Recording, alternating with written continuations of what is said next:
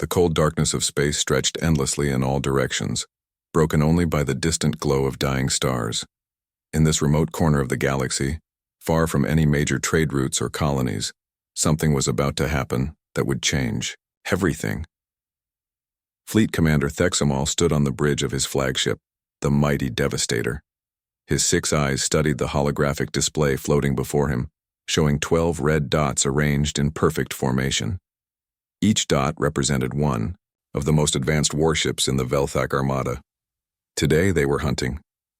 "Commander," his communications officer reported, "we have confirmed the target's location. One human cruiser, designation UES Resilience, operating alone in Sector 749. Thexmal's mandibles clicked together in satisfaction. After months of tracking human movements, they had finally found the perfect opportunity. One ship far from help, with no backup in sight. It was almost too easy. "Excellent," he said, his voice carrying the authority of someone who had never known defeat. "Signal the fleet. We move to intercept immediately." The 12 Velthak destroyers changed course as one, their sleek black hulls cutting through space like predators closing in on wounded prey. Each ship was nearly twice the size of the human cruiser they were hunting, armed with plasma cannons that could melt through the strongest armor, and shielded by energy barriers that had never been breached in combat. Thexmal had studied the intelligence reports carefully. The humans were newcomers to this part of the galaxy, barely 2 centuries since they had developed faster-than-light travel. Their ships were primitive by Velthak standards, relying on crude projectile weapons and basic defensive systems. They had expanded quickly, claiming system after system with surprising boldness, but they had never faced a real military power like the Velthak Confederation. "This will send a message," Thexmal told his bridge crew. "The humans will learn that there are consequences for their aggressive expansion. One destroyed cruiser will be worth 1,000 diplomatic warnings." Meanwhile, aboard the UES Resilience, Captain Li Jinwu was having his morning coffee when the alarm sounded. The bridge lights immediately switched to combat red, and his MOA crew rushed to their stations with practiced efficiency. "Report," Jinwu said calmly, setting down his cup and walking to the captain's chair. Lieutenant Park Subin looked up from her sensor station, her face tense. "Captain, we have 12 contacts approaching from bearing 270. They're big and they're moving fast." "Identification?" "Velthak configuration, sir. Appears to be a full battle squadron." Jinwu nodded slowly. The Velthak had been making threatening moves for months, but this was the first time they had actually moved against a human ship. He had hoped this day would never come, but he had prepared for it nonetheless. "How long until they reach us?" he asked. 18 minutes at current speed," reported his tactical officer, Commander Kim Hyo-jin. "Sir," Subin added, "we could jump to hyperspace and escape, but they'll be in weapons range in 12 minutes. We won't have time to charge the drive." Jinwu sat down and considered their options. The Resilience was not just any cruiser. Officially, it was listed as a deep space exploration vessel, conducting routine surveys in the outer systems. Unofficially, it carried some of the most advanced experimental technology that human science had ever developed. The question was whether that technology was ready for a real test. "Communications," he said finally. "Send a message to Fleet Command. Inform them that we are about to make contact with a hostile Velthak force. Include our current position and situation." "Yes, sir, message sent." Chief Engineer Choi Minho looked up from his station. "Captain, should I begin powering up the special systems?" Jinwu thought for a moment. The special systems were highly classified, known only to his senior staff. They had been testing them for months, but always in controlled conditions. Now, they might need to use them in actual combat. "Not yet," he decided. "Let's see what they want first. Maybe we can resolve this peacefully." But even as he said it, Jinwu knew that peace was unlikely. The Velthak had not sent 12 warships just to have a conversation. They had come to make a statement, to show the humans that they were not welcome in this part of space. The minutes ticked by with agonizing slowness. On the main screen, the Velthak ships grew larger and larger, their sleek forms bristling with weapons. Jinwoo's crew worked quietly at their stations, running final checks on all systems, preparing for what might be their last battle. 10 minutes to weapons range, Kim reported. All hands, Jinwoo announced over the ship's communication system. This is the captain. Prepare for possible combat. All crew to battle stations. This is not a drill. The ship hummed with activity as 300 men and women rushed to their assigned positions. Damage control teams stood ready, medical staff prepared for casualties, and weapons crews loaded their guns with the most powerful ammunition they carried. But Captain Lee Jinwoo had a secret that the approaching Velthak fleet could never have imagined. The UES Resilience was not as alone as it appeared, and it was certainly not as helpless as the aliens believed. The space around the human cruiser suddenly filled with the massive forms of 12 Velthak warships. They moved into position with military precision, surrounding the UES Resilience in a perfect sphere. Each alien vessel was a work of dark art, their black hulls covered in sharp angles and glowing weapon ports that pulsed with deadly energy. On the bridge of his flagship, Commander Thexmal watched the human ship with satisfaction. It looked so small and helpless in the center of his formation, like a wounded animal surrounded by hungry predators. The human vessel showed no signs of trying to escape or fight back. Perfect. Open a communication channel, he ordered. The main screen flickered to life, showing the bridge of the human cruiser. Thexmal saw a human male in a blue uniform standing calmly in the center of the bridge. The alien commander was surprised by how relaxed the human appeared. Most species would be panicking by now. Human vessel, Thexmal began, his voice translated into the crude human language. You are completely surrounded and heavily outgunned. I am Commander Thexmal of the Velthak Confederation. Surrender immediately, or we will destroy you where you sit. Captain Lee Jinwoo stepped forward, his hands clasped behind his back. His voice was steady and diplomatic when he replied. Greetings, Commander Thexmal. I am Captain Lee Jinwoo of the United Earthship Resilience. We are conducting peaceful scientific research in this system. We have no hostile intentions and request safe passage to continue our mission. Thexmal's 6 eyes narrowed. The human was either very brave or very stupid to speak so calmly while facing certain death. Peaceful research? He said with a harsh laugh. You lie, human. This sector belongs to the Velthak Confederation. Your presence here is an act of war. I assure you, Commander, we had no knowledge that this system was claimed by your people, Jinwoo replied. Our star charts show this as unclaimed space. If there has been a misunderstanding, I propose we discuss terms for our peaceful withdrawal from this area. Behind Thexmal, his tactical officer reported quietly. Commander, the human ship shows no signs of charging weapons or preparing to jump to hyperspace. They appear to be completely defenseless. This was exactly what Thexmal wanted to hear. The humans were weak, just as intelligence had suggested. They talked about peace and withdrawal when they should be begging for their lives. It was almost insulting how easy this was going to be. You speak of withdrawal, Thexmal said, his voice growing colder. But you should be begging for mercy. Your ship is primitive, your weapons are worthless, and your crew will be dead in minutes unless you surrender immediately. On the human bridge, Lieutenant Park Subin whispered urgently to her captain. Sir, they're charging their main weapons. All 12 ships are targeting us.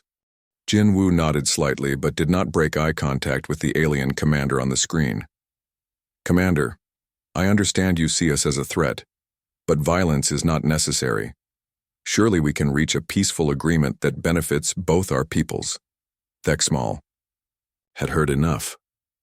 These humans were weak, and weakness disgusted him. It was time to show them the price of trespassing in Velthak space. You have 10 seconds to surrender, or I will demonstrate the power of Velthak weapons. Choose wisely, human.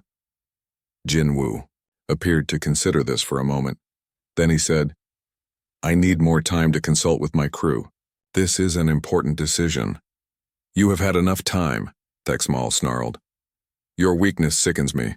Perhaps a demonstration will help you understand your situation. He turned to his weapons officer. Fire a warning shot. Disable their main engines.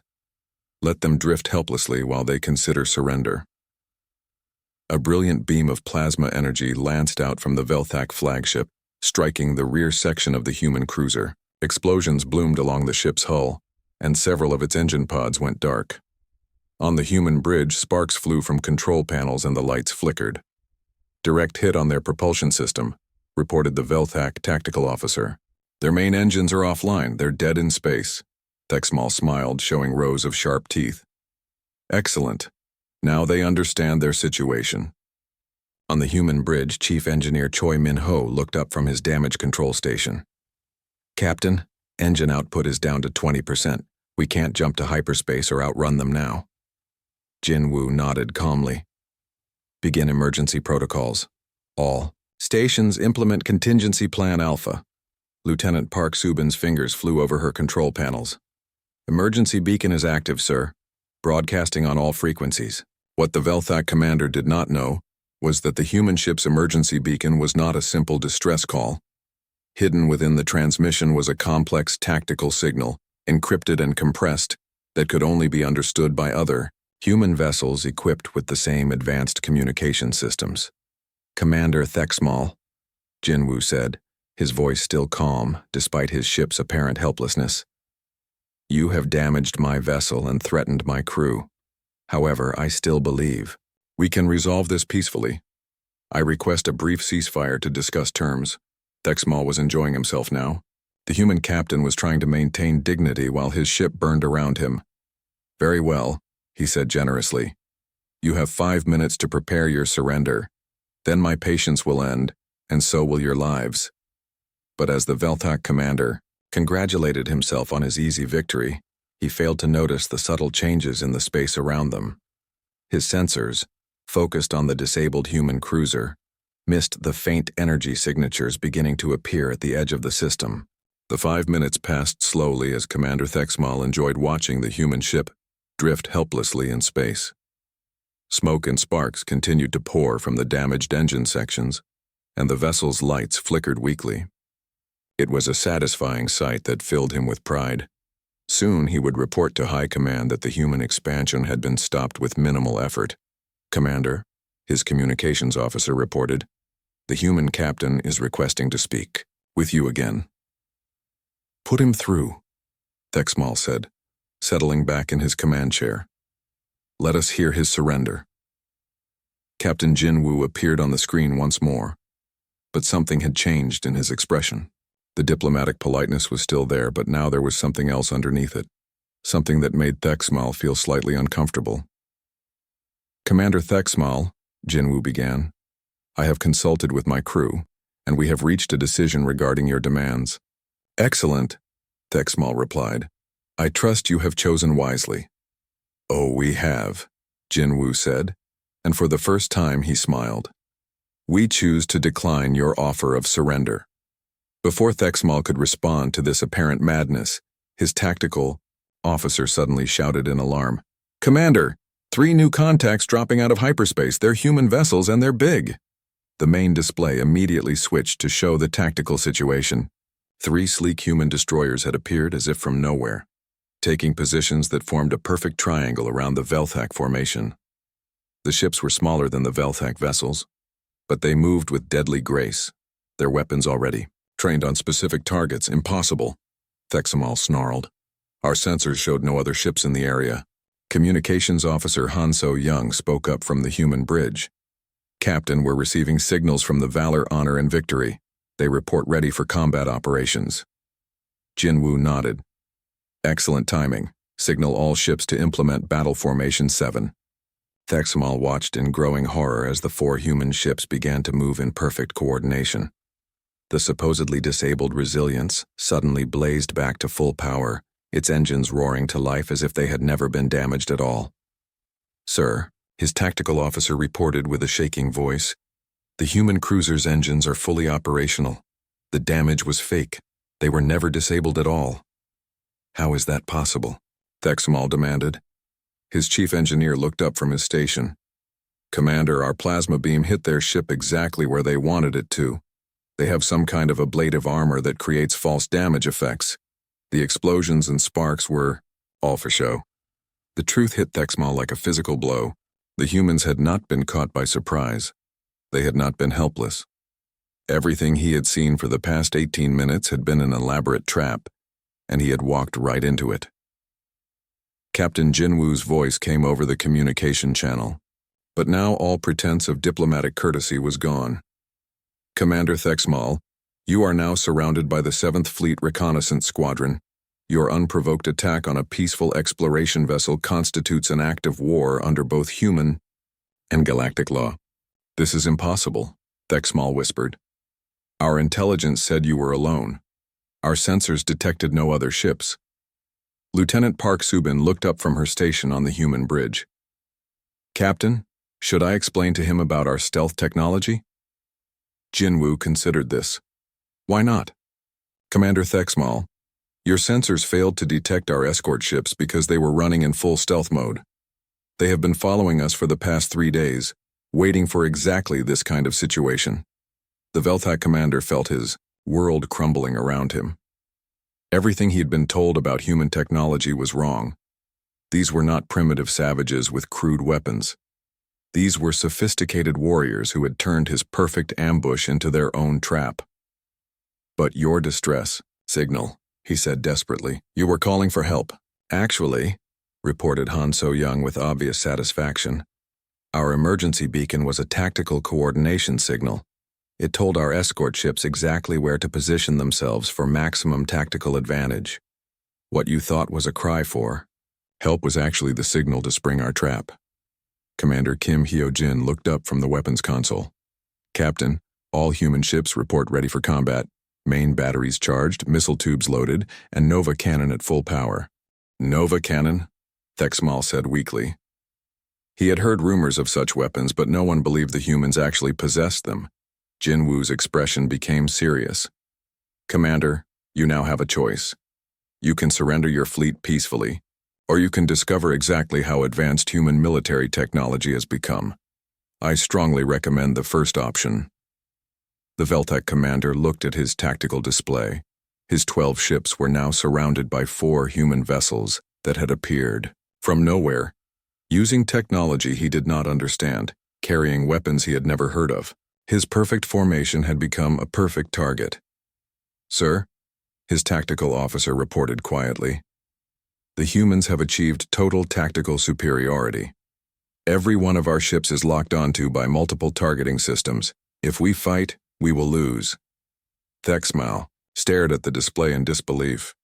In less than 5 minutes, his guaranteed victory had become a certain defeat. The humans had not just outfought him, they had outsmarted him at every turn. Impossible, he whispered again.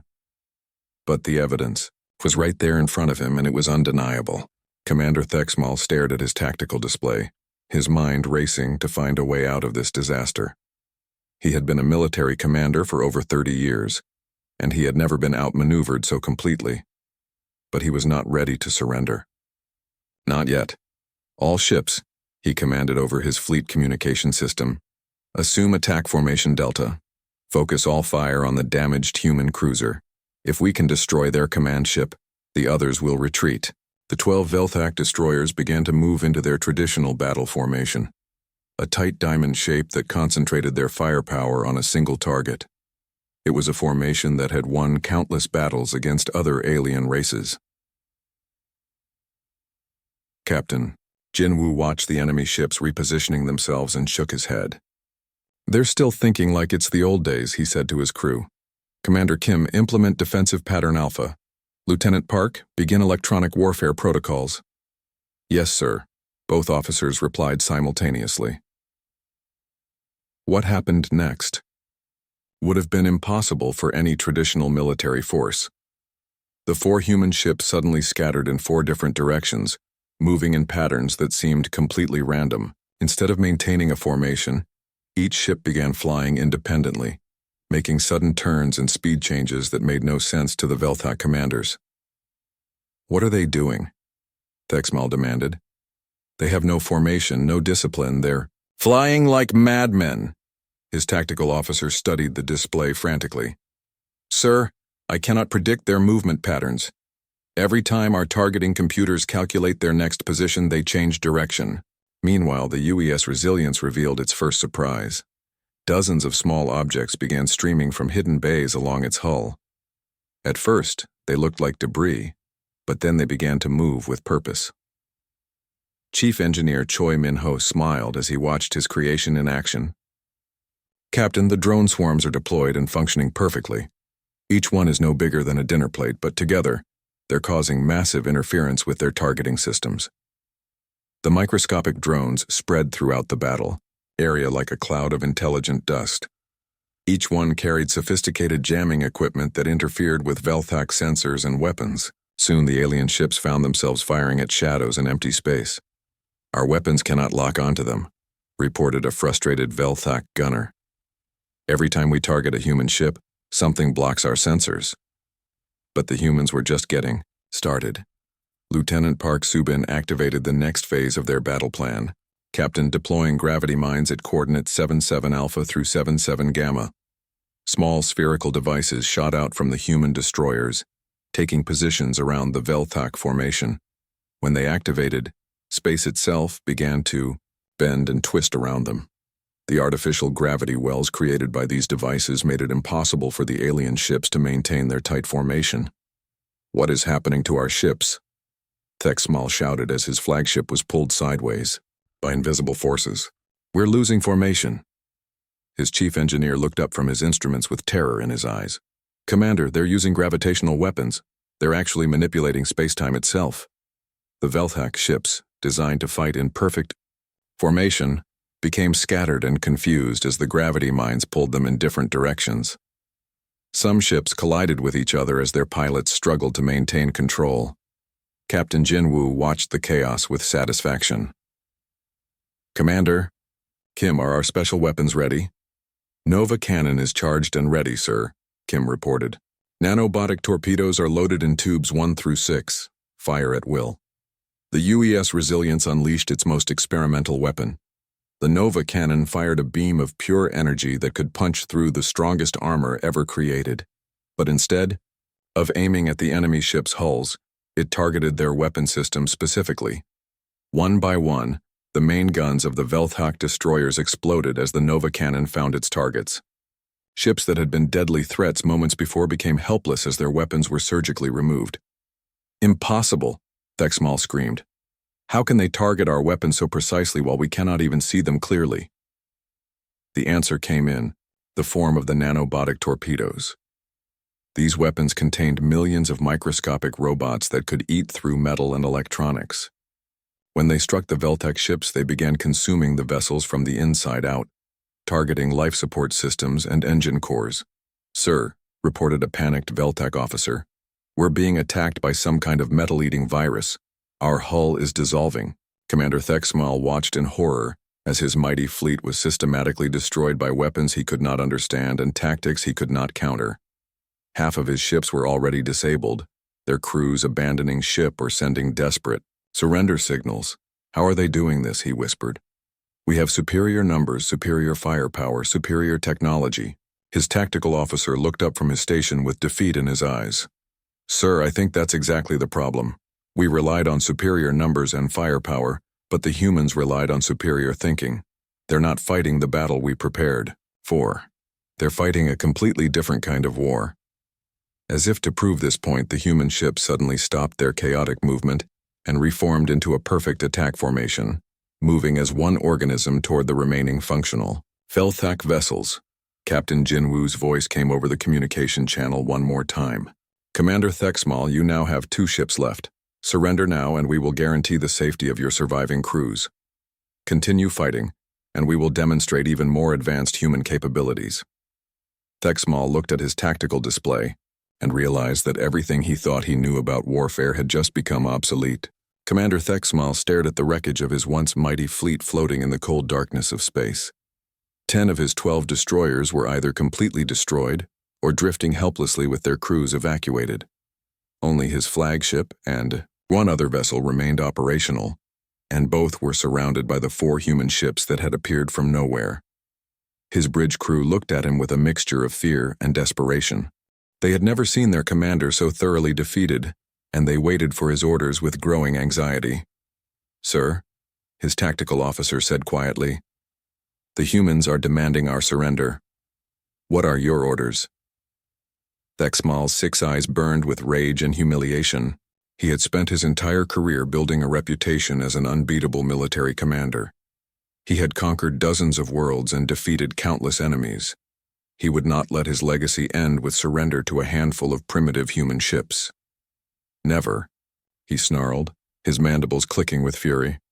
"I would rather die than surrender to these inferior creatures. Prepare for ramming speed." His crew looked at him in shock. A ramming attack was a suicide mission, but they had sworn oaths of loyalty to their commander. Slowly, reluctantly, they began to carry out his orders. "All power to engines," Thexmal commanded. "Target the human command ship. We will take their captain with us to the afterlife." The massive Velthak flagship turned toward the UES Resilience and began accelerating at maximum speed.